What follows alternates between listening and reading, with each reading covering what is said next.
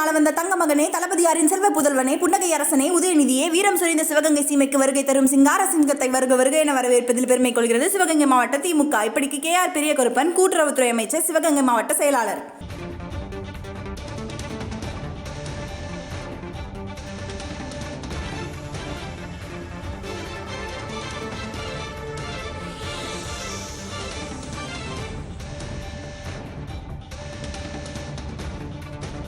அண்மை செய்தியாக பார்க்கிறோம்.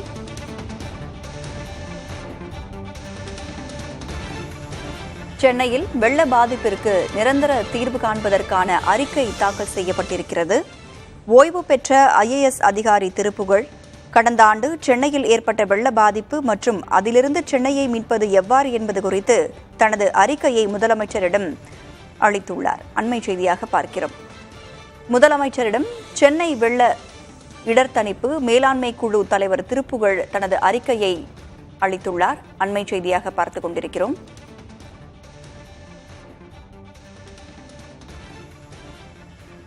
இது தொடர்பான கூடுதல் விவரங்களோடு இணைந்திருக்கிறார் நமது செய்தியாளர் ரமேஷ்.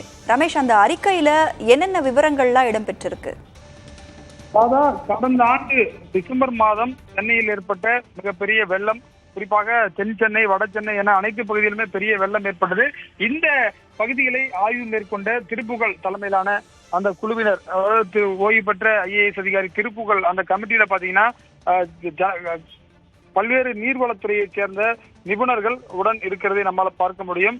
அதே போல IIT பேராசிரியர்கள், அதே போல பொதுப்பணித்துறையுடைய ஓய்வு பெற்ற தலைமை பொறியாளர் காந்திமதிநாதன் உள்ளிட்டோர் இருக்காங்க. ஜனகராஜன், அவர் MIDSல இருக்காரு.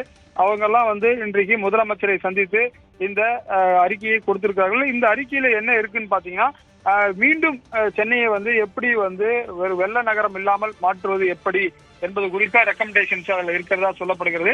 இந்த அறிக்கையின் அடிப்படையில் சென்னை மாநகராட்சி மீண்டும் தனது பணியை தொடங்கி அதில் பார்க்கலாம். சென்னை கார்பரேஷனுடைய சீனியர் இன்ஜினியர் ராஜேந்திரன் உள்ள இருக்கிறது நம்ம பார்க்க முடியுது, அந்த போட்டோல இருக்காரு.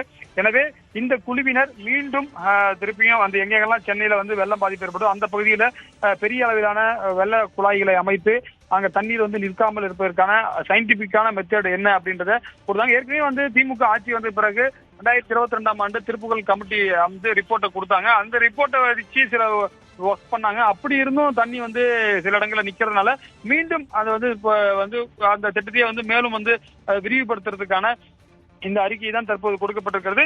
ஓய்வு பெற்ற திருப்புகழ் IAS உடைய கமிட்டி ரிப்போர்ட்டை வச்சு அடுத்த கட்ட பணிகளை சென்னை மாநகராட்சி மேற்கொள்ளும் என்று தலைமைச் செயலக வட்டாரங்கள் தெரிவிக்கின்றன. விவரங்களை வழங்கியமைக்கு நன்றி ரமேஷ்.